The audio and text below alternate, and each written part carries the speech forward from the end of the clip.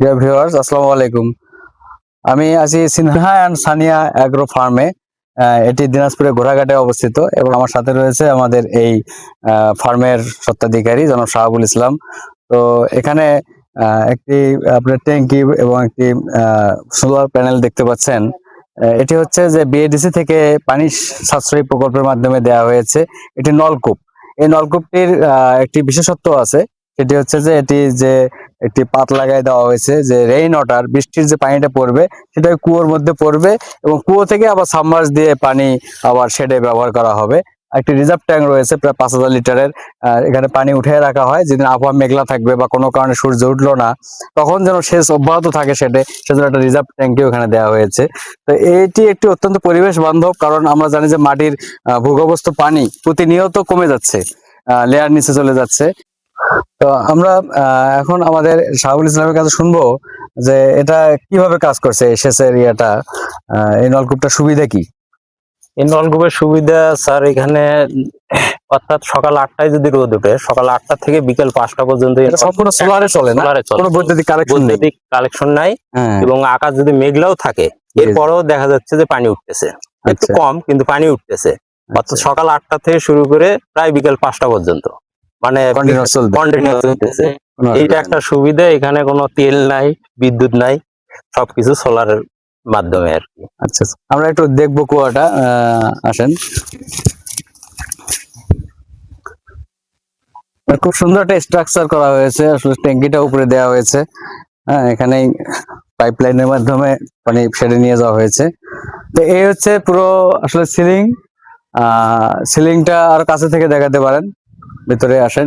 Ceiling এর উপরে আমাদের সোলার প্যানেল লাগানো রয়েছে। ওই প্যানেল গুলো দিয়ে মোটামুটি এই সাবমার্স যে মোটরটি রয়েছে তার ভিতরে, সেই সাবমার্স মোটরটি চলে।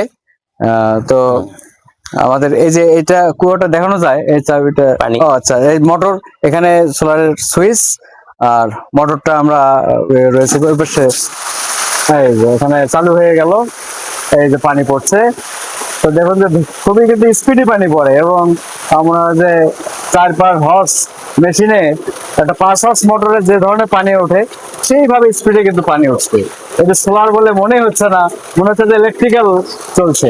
তারপরে প্রযুক্তি এগিয়ে গিয়েছে, আমরা নবায়নযোগ্য জ্বালানির ব্যবহার এভাবে বাড়াইতে পারছি। আমাদের যে লাইট আছে, এই লাইটকে আমরা কাজে লাগিয়ে এভাবে কিন্তু আমরা বিদ্যুৎ সাশ্রয়ী ভাবে উপরে উঠাতে পারছি।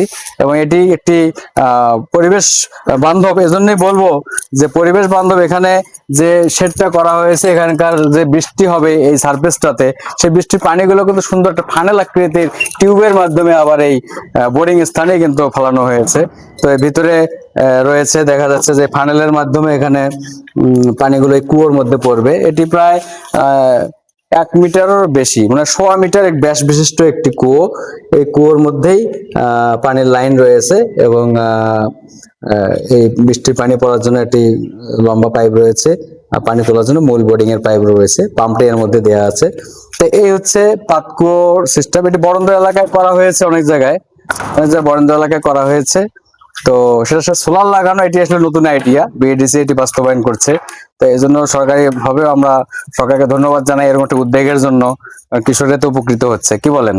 জি, এটা অনেক উপকৃত। যেখানে এখানে বিদ্যুতের পাওয়ার সমস্যা ছিল, বিদ্যুতের সমস্যা ছিল, যে পাশাপাশি ডিপ টিউবওয়েল থাকার কারণে আমাকে ওই লাইসেন্স দিচ্ছিল না আর কি। এখন যে পরিমাণ পানি উৎপন্ন হয়, তো আপনার ধানও আবাদ করতে পারবেন, বহু জায়গায় পানি দিতে পারবেন। তো প্রায় 20 থেকে 30 বিঘা জমি চাষ করা যাবে। 20 থেকে 30 বিঘা জমি, শেড এবং বাগান, ফল বাগান এগুলো করা যাবে। সব সহজ। আপনার এই পানির দীর্ঘদিনের সমস্যাটা সমাধান হয়ে গেছে, আল্লাহর রহমত সলভ হয়েছে সমাধান হয়ে গেছে। এটা তো আমি শুভকামনা থাকবে আপনার জন্য। এবং এই পাতকুয়োটা মনে হয় যে আপনাদেরও ভালো লাগলো, কেমন লাগলো জানাবেন সবাই। আসসালামু আলাইকুম।